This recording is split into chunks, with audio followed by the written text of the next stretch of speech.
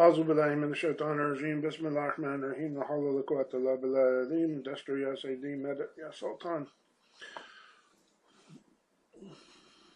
اللهم صل وسلم على نبينا محمد عليه السلام صلاة تدور وتدعى إليه ممالي وتدعى ثواب اللهم صل وسلم على نبينا محمد عليه السلام صلاة تدور وتدعى إليه ممالي وتدعى دوام بسم الله الرحمن الرحيم. There's no strength and no power except from Allah alone. Inshallah. Congratulations. Course is almost over. One more class and we'll be finished with the introductory course. And we want to take another opportunity to thank you for taking the course and for helping to protect this important sunnah of Rasulullah sallallahu alaihi wasallam. It's just been quite a few years since I learned this profession, and quite a bit of time passed before I got permission to teach. And in that time that passed from the time that I was practicing and offering the services of Hijama to the time where I had permission to teach, because I wasn't looking for the permission to teach, I wasn't asking for it. So, with Allah's wisdom, quite a bit of time went by. And during that time, people just started doing whatever they wanted to do, and a lot of them who phoned me early on when Hijama wasn't even known by anybody except a few handful of people in Damascus and some other locations throughout the world.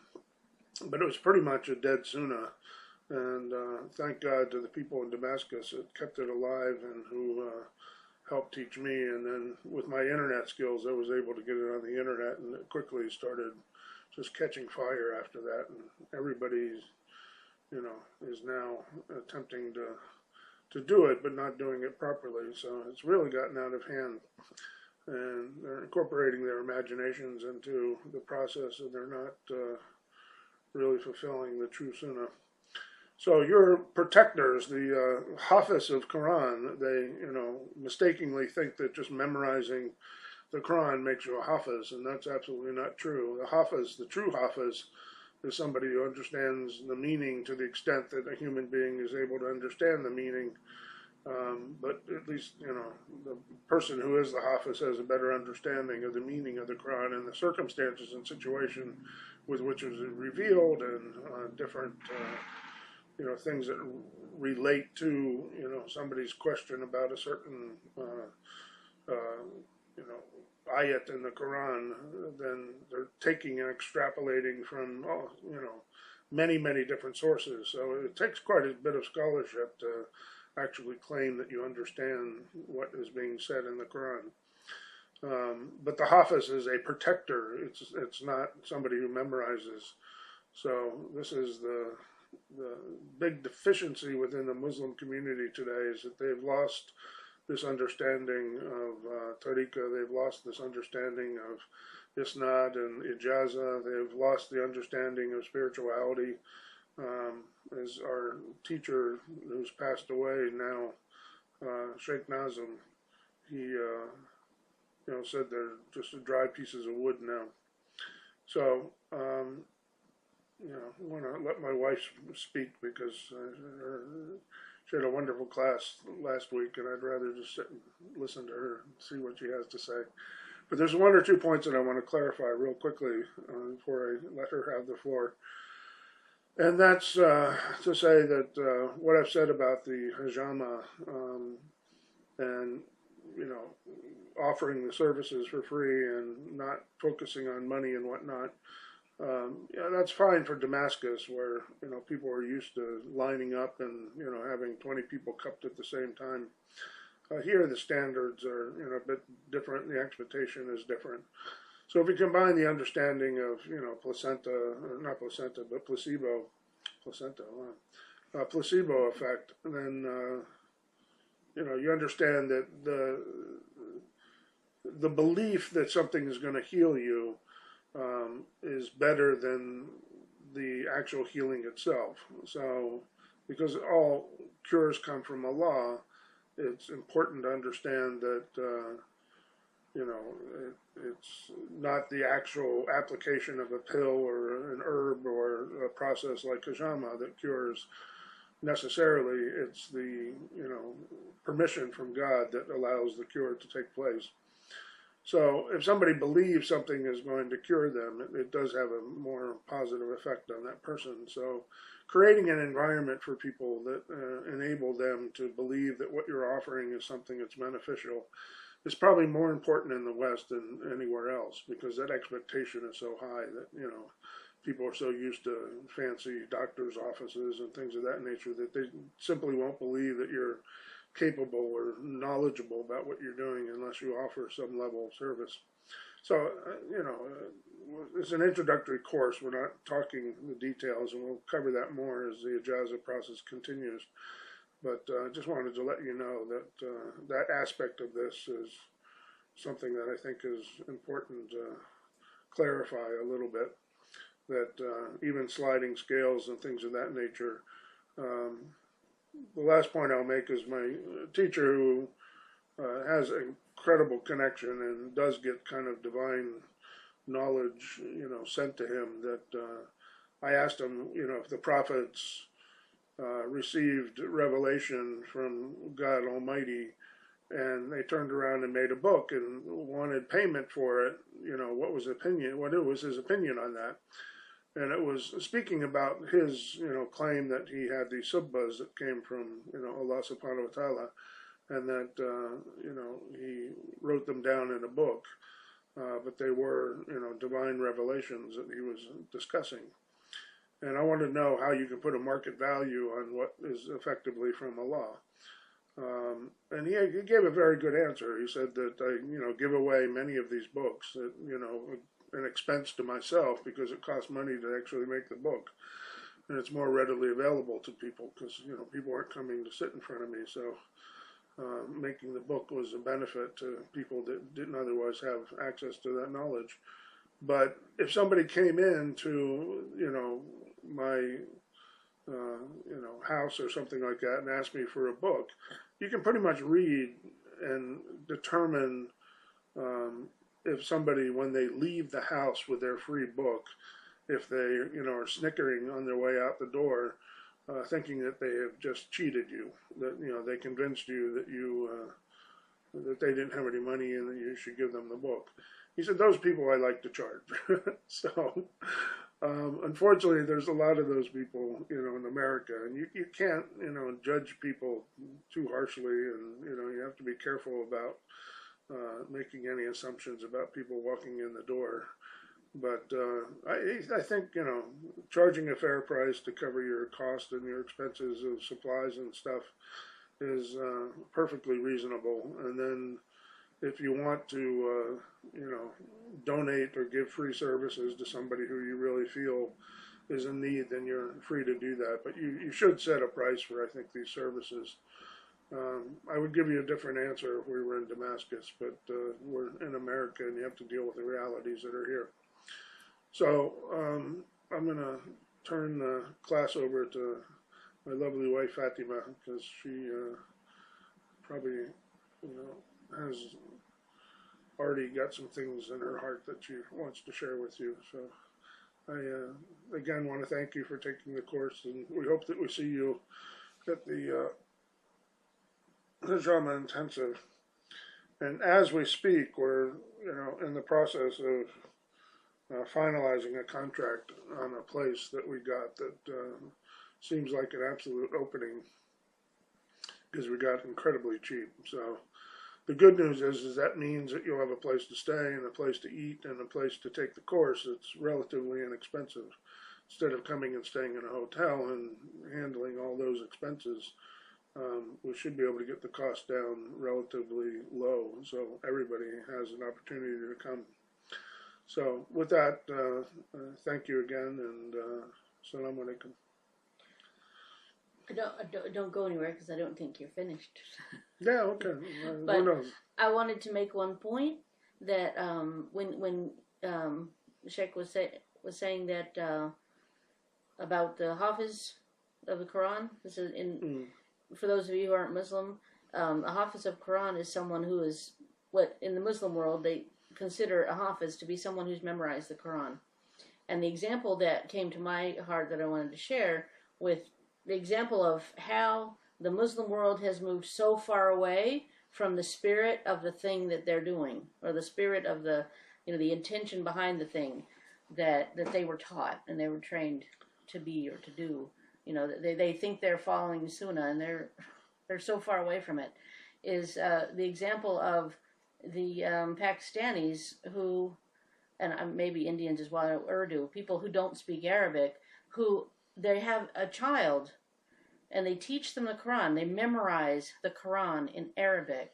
Maybe by the age of 9, 10, or 11, they've memorized the entire Quran in Arabic, and they're an Urdu speaker and they don't speak a word of Arabic. So they've got a bunch of, words in their head that have absolutely no meaning whatsoever. And they call that person a Hafiz of Quran. And how can that person be any kind of protector of that Quran when they have no understanding of it? And that to me is an example of how far the Muslim world has gone from the truth, the foundation of what it is that we're supposed to be doing as Muslims. And our heart is supposed to be in what we do. How can your heart be in it when you have no understanding whatsoever of something? So that's the only thing that actually came to my mind while you were speaking. Except maybe to also explain when you were saying that in Damascus it would be a different story. And maybe those of you who don't understand what we mean by that is that in Damascus, when they come for Hijama, they have an understanding that this is a sunnah, that this is a service that you're providing, and that you're providing something from your heart that has to do with your faith and your belief in the sunnah, and they would give a donation automatically. And if you are doing a day where you have like a whole bunch of people come in one day, the person doing that service would, take a pretty good return on that day, just in donations. But you can't do that in America because my experience is I've spent like 4 hours with, a couple of ladies that come and they spend like the whole morning, and they get their hijama and they get counseling on their health and what kind of natural things they can do to make themselves better and feel better. And then I give them breakfast, and then they exercise in my walking machine, and then they give me $50 for the lot of them, between them. They pull together and give me $50, and then they go home thinking, we got all this and for $50, and I feel a little cheated at that point. But in defense of the Pakistani brothers who she just dissed, one brother showed up, and he was actually having trouble, with reproductive problems, and he ended up donating $1,000. And it was probably that donation of $1,000 that helped us, to survive those early times when we were just starting to offer the hijama in this area. And again, that probably initiated the cure more than even the hijama did. But he went on to go ahead and have a healthy baby after that. So it was quite a blessing. And he contributed. Twice. He came twice, and he contributed over $1,000. $1,000 the first time, and over $300 the second time. Yeah, like close to $400. So I wasn't dissing him specifically or any other. No, I know not him, but I just the Pakistanis in general. I'm joking, of course. In general, being that the non-Arabic speaking Muslim world he thinks that it's, so special when their children memorize Quran in a language that they have no understanding of, and they can just blurt it out, and they don't understand it. And I don't know what kind of effect that has on, does it really have that effect that they were looking for on that child's life? I think they still have to seek when they get older. I mean, I just don't think it has the effect that really being a hafiz would have on your spiritual nature, your spiritual being. The example was that the Muslim world looks at things in a way that is not, they're not understanding the heart of it. I think that's the point I was trying to make. It's not specifically against Pakistanis or Indians or anyone, but the non-Arabic speaking world, but also the Arabic speaking world. They memorize the Quran, but the Islam we follow is, foundation is good manners, edab they call it. There's a sign over the dargah of our teacher's house that says edab Yahu, reminding people to have good manners. And the story back in Damascus, when the person asks you, what does the hijama cost? The person who's offering the hijama says, no, it's free, it's fine, I don't want anything. And he'll say, no, please take, $200, $100, $50, $10, whatever that person might have. And no. And they go back and forth, 20 times. And as a Westerner, you're just sitting there going, geez, shut up already. Give them some money and be done with it. But it's the manners of, saying no, and back and forth, and I insist, and I must give it to you. And the person who's giving is supposed to win out, But the Western students, some of them that came there, they used to walk into these grocery stores and they'd fill up their bags with, all sorts of stuff. And the owners of the store, until they, caught on and figured things out, used to tell everybody, as they told everybody else, it's Alalasi on my head. Because you're new to his store, so he's being kind to you. He's saying, take them for free. Basic Alalasi on my head means, just take it. It's on the house. You say, no money. Alalasi. No money. And, all the Western students would say, thank you. They'd walk out the door, and these poor, very modest, store owners who, were basically scraping by a living would just be like, what? So the one thing the Muslim world still has is that good manners, that foundation of good manners, which unfortunately deceives a lot of unsuspecting young women when some of the, non-practicing Muslims come over here for their green cards. They actually do display very good manners, which is something that's, unusual for a lot of women. So they're lured into the good manners, but little do they know. They're just going for the green card. So it's, the Islam we know is love. The Islam we know is forgiveness. The Islam we know is just an intense, spiritual, heavenly journey to understand your true self. It's not who we are, this physical representation of ourselves in this world. We're heavenly beings, and when you get to know your true heavenly self through the opening of the heart and the purification of the heart senses come alive, and then you can experience things that you never thought possible. And that's the only time you're going to absolutely obtain true happiness. And, you run into situations that you're not going to feel terribly happy with it, or struggle or test. But you should always feel that underlining peace. And you should be able to get through those darker, more difficult times because of that, firm and, clear understanding that this too will pass, and that it's part of a process to train us to understand our heavenly selves. So it might be painful, it might be difficult, it might, be like scrubbing a wound to make it clean so it will heal. And our egos are so tough and rigid and, demanding that it takes a little bit of scrubbing to get those under control.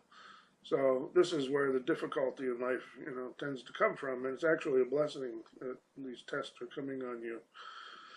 But if you can keep that in mind and you understand the source of it, you understand why it's coming, you can be patient with it and make it through the storm, and then you're still consistently happy through that. Um, so, if you don't have any money, if you don't have even good health, you just be patient in that, and you understand that it's a part of a greater plan, and that plan is perfect. So that's the religion that we follow, and it's followed by few and far between right now, and it's predominantly amongst those people calling themselves Sufi. Although there's anomalies within the Sufi communities too, which are questionable as well. So, but I thought I was going to shut up. So, you must have something more to say about that. So, Well, along those lines that you were saying, was recalling something that Sheikh Nazim said in one of his speeches back in 2000. I think it was 2010 when he was doing the daily stuff, the daily speeches at sultanate.org, and he said that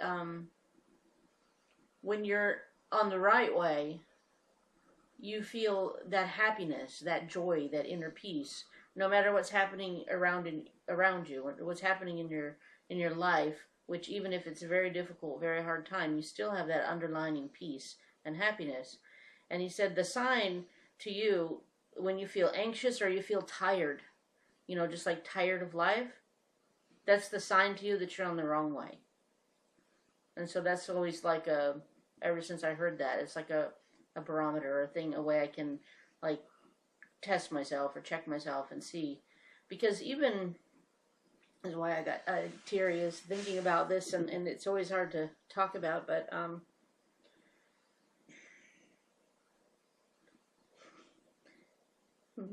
even even during the time when my son was dying, was in the hospital and dying, and right after he passed, we lost our son in 2006. By the way, so even during that time, which was like the hardest time of my life, and I'm assuming his as well,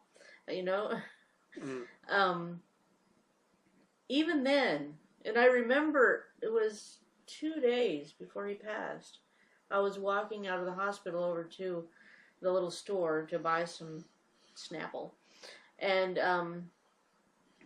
I was singing and kicking the leaves. It was fall. And I was kind of like, I felt a joy and a happiness inside me. It was a really strange thing to feel that, even though we were in like this hard time, and I was crying every single day and feeling, nervous and sad and worried about him, but I still felt like it's in God's control. It's all in Allah's hands. And that made me feel secure and made me feel that happiness inside. There could be some that I was feeling that happiness because I was feeling like maybe he was recovering, but I mean, it was only 2 days before he passed, so he wasn't doing well. So I don't think that was like a conscious thought. But even after, several months after, and we've had a really dark, as far as, not as dark, but, difficult and somewhat stagnant 10 years since he passed. But even during all that time, I don't think that we felt stagnated. We felt all the things that you feel, that parents who lose their child feel, and it goes on and on and on, but you always have that joy in the bottom of your soul, that joy that's still connected to him, the joy that's still connected to God, and that's still connected to the reality. The reality is that, we're all still connected, and that's gives you a sense of joy. It gives you an underlying peace and happiness, which, people say, well, you still cry about your son, and you still feel, the depth of this loss. It was a huge loss for us. He was our only child. I mean, so it was like, for many people, that's devastating. It finishes them.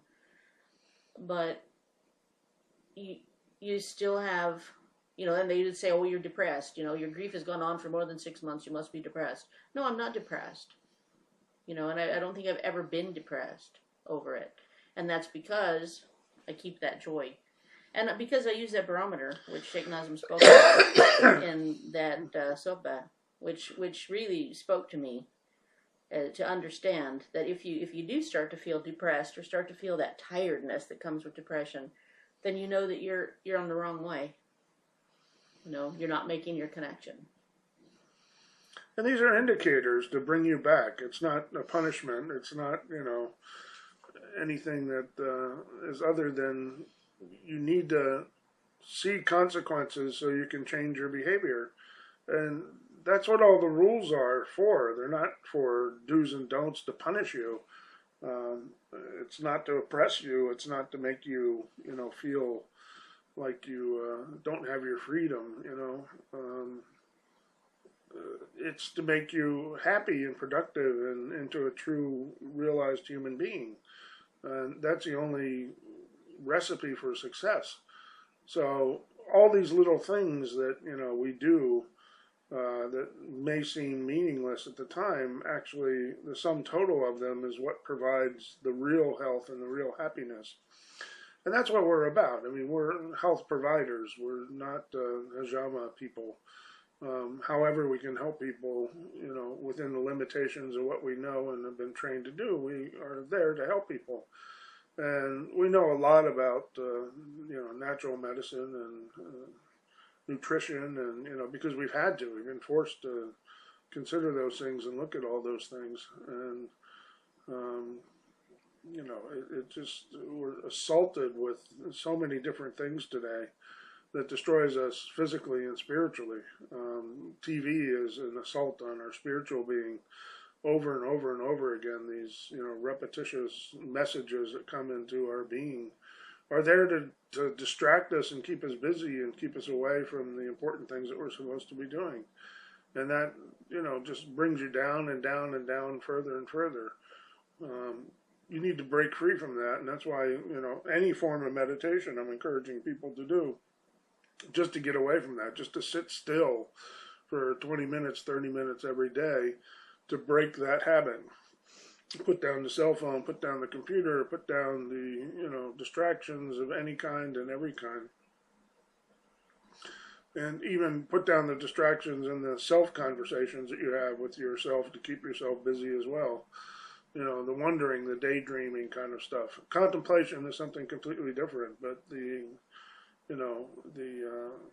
busy mind that keeps you distracted from really the true, beneficial contemplation that the meditation can provide. You have to empty yourself. You have to open your heart, and then it can be filled. And until that process starts to take shape in your life, and it's conditioning. It's just like the Olympian. If it's important for you to get a gold medal, you're going to devote the time and energy necessary to do that. You're going to research and understand who the best teacher is to do that for you. It becomes a priority and it becomes important in your life. You're going to achieve it. But nobody gives priority to that. Very, very few people give priority to that. And that's why there's so much sickness and illness and unhappiness and war and stress and poverty and everything in the world today, because it's a consequence of our own actions. And it's just, if you want good health, you have to really begin with that inner peace and that inner purification process that will show the outward and manifest itself in your physical being as well. So we're not religious people, we're not this do's and don'ts people, but through the process of doing this, we understand that praying and scheduling yourself 5 times a day to meet your God and remind yourself that you are here by His leave only, and you're checking yourself 5 times a day, washing yourself 5 times a day. That's incredibly beneficial. Not to mention physical aspects of it, the low impact aerobics that you're doing, and the benefits that come from even putting your forehead on the ground and releasing energy, kind of grounding yourself as well. There's benefits that we just have no concept and understanding of. But the spiritual component of that is key to it. And if you're looking for, that pursuit, then you should go to the websites that we've been directing you to. There's no compulsion. I'm not trying to convince anybody to do my way. My way may be best for me, but not best for you. But typically, out of the Abrahamic religions, there's 200 different ways to choose, and only one of those is correct. And of course, everybody is claiming that that one way is their way. So, you can't really rely on whatever everybody else says, but you do have to follow your heart as much as you possibly can. So begin with a meditative practice to open the heart, and then gradually you'll be guided towards what is correct. And you've got quite a bit of extra information on the class page today. And I would encourage you to review, most or all of that, and especially pay attention to Sheikh Muhammad's subbas, and also Sheikh Adnan, and go often to the Sultanate website and check in there and listen to some of the pearls of wisdom that they have to offer, which is really inspiring and can really lift you up if you just take the time to go listen to. They're like usually 10-minute segments or 15-minute segments. It doesn't take a lot of time to go get a kind of refresher from that connection, that power station that is an incredible spiritual power station. So, is there anything else? What do we got? Half an hour left. Well, I'm gonna think of something to talk about. So, clearly we're not talking about Hijama here. I guess we should maybe wrap it up by getting back to talking about the Hijama a bit more. But this is an introductory course. Everybody, and now I'm remembering something I wanted to talk about, because my wife touched upon this yesterday, that, if you're not Muslim and you make wudu, and you, at least do that before the process of, trying to help somebody out, you'll benefit from it. And all that's very true. But to clarify, Hijama is, as a mohel who's doing circumcision for the Jewish rite of passage, really is what it is, or covenant with God, is a requirement for it to be, especially within the Orthodox Jewry, that it's absolutely required to be a rabbi. And if it's not performed by a rabbi, if a surgeon does the circumcision without the knowledge of the parent, or if they discover it later, they actually have to go back and prick the skin again and draw a little bit of blood, so the covenant is granted. I'm not saying there's a covenant with Hijama, but in fact, I think there actually is. Anytime you're fulfilling the Sunnah of Prophet Muhammad, the example that he left, and you're reviving that and protecting it, you are entering into a covenant because you have the responsibility to do it properly. And with that proper edab, that proper manners and the proper procedure, comes the power and the healing that comes from God. So that's the covenant. So I correct myself, that is a covenant. So yeah. Hijama is the promotion. It is following the Sunnah of Prophet Muhammad sallallahu alaihi wasallam. So it has to be the intention of fulfilling the Sunnah is part of the Hijama. Paramount, yeah. So it is very much an Islamic practice. So some of you taking the course are, of course, going to take the information that you have, and you're welcome to do that, and you're encouraged to do that.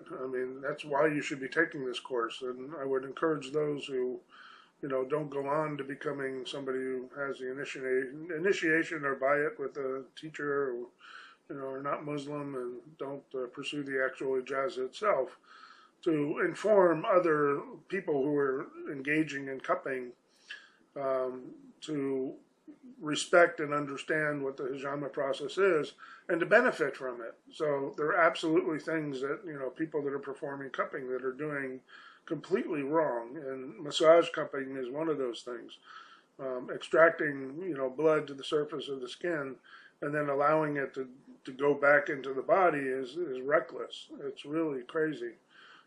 There's a massage technique that's on the classroom webpage that I would actually endorse and say it's okay with just putting the cups on. And there's a baby in the picture too that just thinks that's a crack up. And it's quite a funny video, so definitely make sure to watch that one. But that, to me, is activating the skin and creating a situation for possible massage or acupuncture or chiropractic work that brings the process alive. And I can see it being very useful and being something that could be offered in a spa situation. But never, never, never leave the cups on long enough to even begin to show a red mark on somebody's body, because then you're doing them harm. And, that is absolutely my firm, opinion on that. Yeah, yeah. Right. So if you cut, it's all the better. So all these athletes that are using it for performance enhancement or for pain management are losing that opportunity like crazy, because they would benefit so much more if they remove that blood from their systems. Because removal of that blood is similar to doping. You're not increasing the amount of blood in your system to oxygenate the system more, but what you're doing is you're removing the sludge to make the system more productive, which has the same effective outcome, that you're giving the body more oxygen to operate. So your performance is absolutely going to be increased by that. That's true with horses, that's true with dogs, that's true with any, athlete or animal that is in a race. I can guarantee if I do 10, controlled studies and 10 people that did not have the hijama, you'll see a marked, improvement in the results of those races. So I would love to conduct those studies if we had the proper trials and the proper environment to do it. I can almost guarantee you the outcome would be favorable. So, Michael Phelps, I know your career's over now, but you'll probably continue with cupping for other purposes in your life. So, for God's sakes, man, cut the skin and get the dead blood out. So, but this is just one example of, the industry. There's two girls that are, going basically socialites that are having an entertaining day out, and they want to try cupping, and it's all giddy fun and games. And, there's no edab, there's no, respect for the healing that's coming from Allah. It's just like one big joke.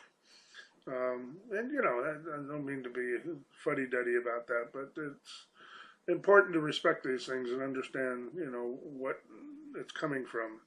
So that kind of massage cupping just, drives me nuts, because they created like huge welts on these girls' bodies, and then they just took off the cups and let them go on their merry way.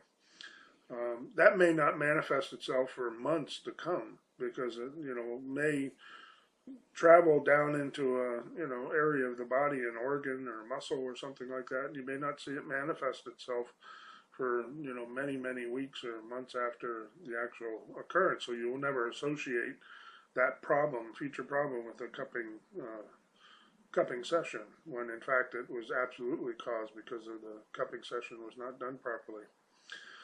Again, studies and tests and things that, would be good to do to prove all this stuff. But, as Muslims, we understand Prophet Muhammad ﷺ said this, and we believe it, and we do it. So we don't need these studies and tests to convince, you, if you're really, truly following and believing in what Prophet Muhammad said, you do it. And you see all the other evidence of all the other things that you're supposed to do that benefit you. So eventually you just don't even bother questioning the things you don't quite understand.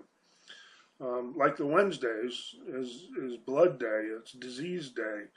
And disease descends on people on Wednesday. I have no idea why. I would like to ask, Sheikh Mohammed or Sheikh Adnan, and I will when I get a chance, why Wednesdays are such a dangerous day to be dealing with blood products and blood, out of people's bodies and stuff. I won't even take a shot, or get blood drawn on those days. And I don't know why. So, but my experience with all the other things that I understand, I know for sure that that's a restriction, and I absolutely follow it. And I would highly, highly, highly recommend anybody else to avoid surgeries or avoid cupping or avoid any procedure that deals with blood. Even massage cupping, I think is more dangerous when you're playing around with it on those Wednesdays. So, and Saturdays we just avoid it because we're respecting the Sabbath of the Jewish faith, and that's just more, good manners. So it's less restrictive, as far as the health concern, but it's beneficial because anything you do to respect is going to result in better outcomes for your health. So I wanted to clarify that as well. And anything else about Hijama you can think of that we should cover for introductory people? Of course, you'll get an opportunity to ask questions. This has not been interactive very much at all. Some of you have asked questions and, commented on the homework assignments and whatnot. And, again, I'll remind you and myself that this program is here to identify ijaaza candidates and to disseminate proper knowledge about Hijama practices. So we're here to educate people so you know who to go to if you want to have Hijama performed on you, and you don't run into any, these charlatans that are out there doing all sorts of horrific things. So you'll never be damaged by somebody who truly knows what they're doing. Fortunately, Hijama is pretty forgiving, outside of the delayed effects that may happen months later if you don't remove the blood. But when you're removing the blood, there is a, very, very slim chance of blood clotting. And, of course, many of you understand the problems that can be associated with blood clots. That's pretty rare. And if somebody is walking, a good half hour after the Hijama session, the blood clotting pretty much vanishes as a potential concern. And that's also why we do it in the morning, not only because of the fasting, but because you want to encourage people to remain active for the rest of the day so they don't sleep. Because the sleeping will lend to, potential problems. And it just, allows the circulation to continue operating and the healing process to continue to work when the circulatory system is continuing to operate, at a awakened state. So I'd be careful about how much, you eat for the days before and the days after, what you eat. You want to refrain from the sexual intercourse. We put the principles of Hijama up on the website, and it's just something we developed now and went over and listed, so we might have missed one or two things, but we'll be adding those as the time goes. As a Hijama candidate to get your ijaaza, you will have to agree to abide by those principles. If you want to continue operating under my ijaaza, that is what I insist on. So that will come later. And then, discussions about legality and things of that nature. We have, forms that people sign to come in and say they understand this is Hijama, it's religious practice, and that should protect most of those people truly offering Hijama. So, I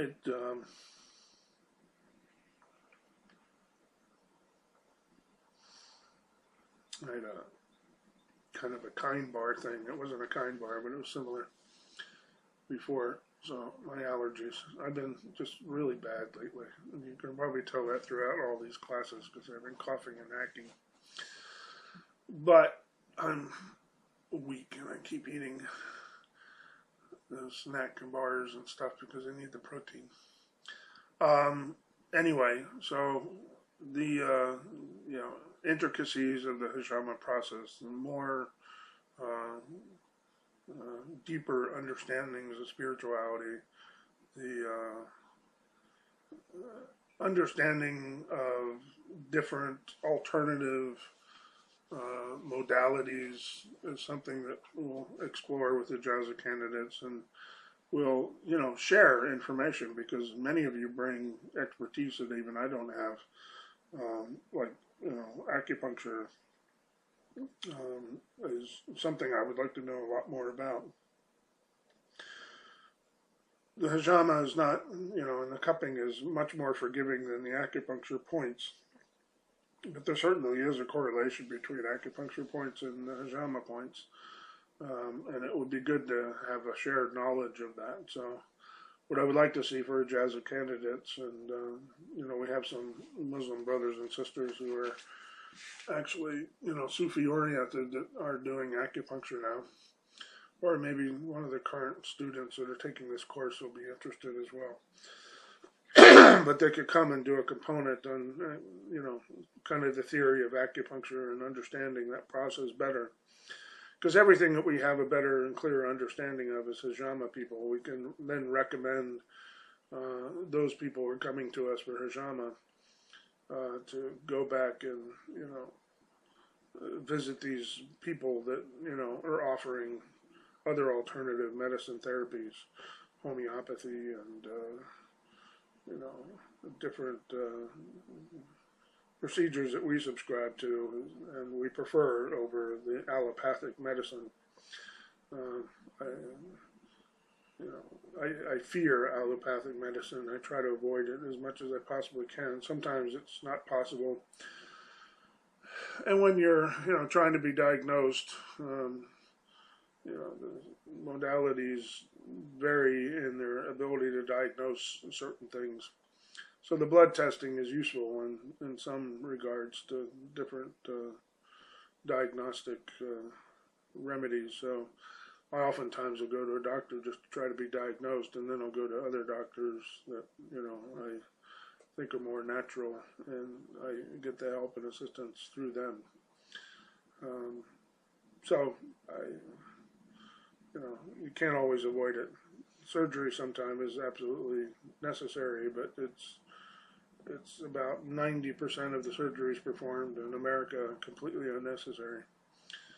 So that's something to consider as well. Is just cut you open and charge you a fortune for nothing, and then absolutely, when you open up the body, you're taking years off of somebody's life.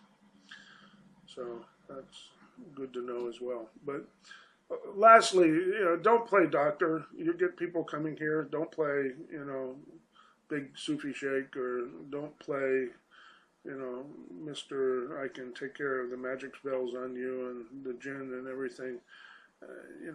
People getting into this that, are then making all sorts of claims like this. It's going to come back on you. You can't make those claims and then, expect to stand before your creator and with a straight face and tell them that you are actually qualified to be doing these things. The harm that you cause people is going to fall back on you like you can't believe when you're doing this without authorization. So I would encourage others, and I'm talking to myself, to keep yourself in check and don't go beyond the limitations of what you are qualified to do. Have a pool of people who are qualified in different areas and work with them and send them the clients who are coming to you for the problems, and work in unison with them with the Hijama, because the Hijama is excellent treatment for so many different things. And then as far as the magic and seer and the Rukia, I can never pronounce that. Just with a grain of salt, accept the people that claim that it can help you. It's pretty simple stuff. It's not, it's not rocket science, and the people who can truly help you are very modest with it. They absolutely will never charge you, and if you get charged, you're being conned and taken advantage of and cheated. So, that's probably the big indicator there. Even, that I tell you that it's okay in the West to charge for your services for the, for Hijama, but not for this other stuff. People come to us all the time and ask us, and we're really reluctant to help, some of them, because we know it's just hysteria and it's not, which is a condition in and of itself that we could help them with if they're willing to accept the advice. But the advice is usually pretty, basic and bland, and they want something spectacular. The advice is usually go see Sheikh Mohammed. Yeah. If I truly feel somebody has a spirit, a dark spirit that's chasing them, they have magic's been put on them, that's not, I don't have authorization to deal with that, and I don't want to deal with that, because you know, it's you're playing around with something. So you send them to the sheikh who is authorized to deal with that. And your humility should, check you with that and say, no. So you have to know when to say no. And, you ask these people, well, do you pray? And then no. And then do you pay charity? No. Why are you coming to me to ask me to take yeah, a magic spell off you? of course you're having trouble. Go see someone who can help you with all your issues. So yeah, if you're not willing to protect yourself. So it's like going into battle without a shield or a sword, and you end up and show up on the battlefield without a sword, and then you're complaining because you got hurt. Well, duh. And then they're asking you to, can I have your shield and your sword? Are you going to give it up? No, it's yours. It's for your own protection. So I'm not even sure I want you standing behind me, because I don't trust you. So get your own shield, get your own sword, and stand next to me, and then we'll fight this, together. But they don't want to do that. They want the quick, easy solution, which is why they're willing to pay for it.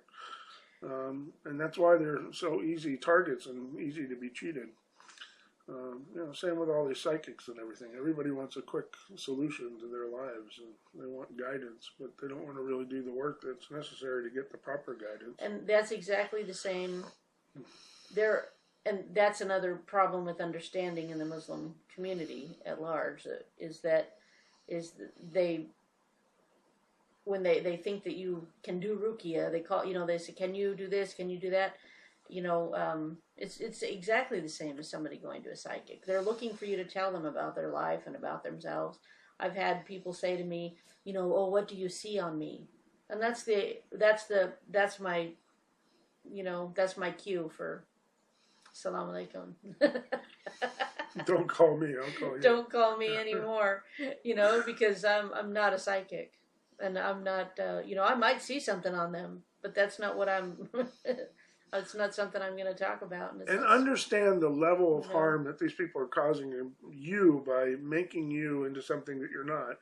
Because suddenly you start to believe it, and now you're in real trouble. Boy, you want to get into trouble, just, start thinking that you're somebody special, or start thinking that you're somebody with talent or gifts or something like that. It's all about the good manners, the love, the humility, the modesty. That's our way. And boy, you get off of that, and you're just going to head for huge amounts of trouble, which you should have trouble, because hopefully that'll bring you back to where you're supposed to be. So anybody here, raise your hand, that doesn't think that this class has something to do with Hijama. This is, not the right course for you, because this class, probably more than any other class we've taught, is about Hijama, because it's about the inner peace in the soul and the true health and healing that is necessary for a total lifestyle approach to reaching your heavenly being. And I can tell you with 100%, certainty, because I've experienced little bits and pieces myself, that you can go up into the heavens and meet your heavenly self. And that heavenly self never lies to you. It is the true self, and that is the real self, and that's the self that goes on into eternity. And if it's not pure and clean, then it has to go to hell and be cleaned. And then after it's cleaned, it can go to heaven. But then it's stuck in the lower levels of heaven for eternity. And we don't want the lower levels. We want divine presence, which is above heavens. So that's, of course, is another subject. Yeah. But I mean, that is what's available at the sultanate.org site.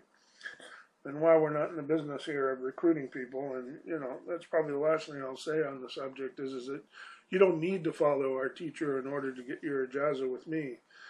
I can give you an ijaaza, and as long as you're agreeing to the principles and the ideas and the philosophies that we're teaching you, and you agree to respect those, then you can have the ijaaza by following another teacher. So if you're from another path or, have a different sheikh or something like that, that doesn't stop you from coming in to get the ijaaza through me.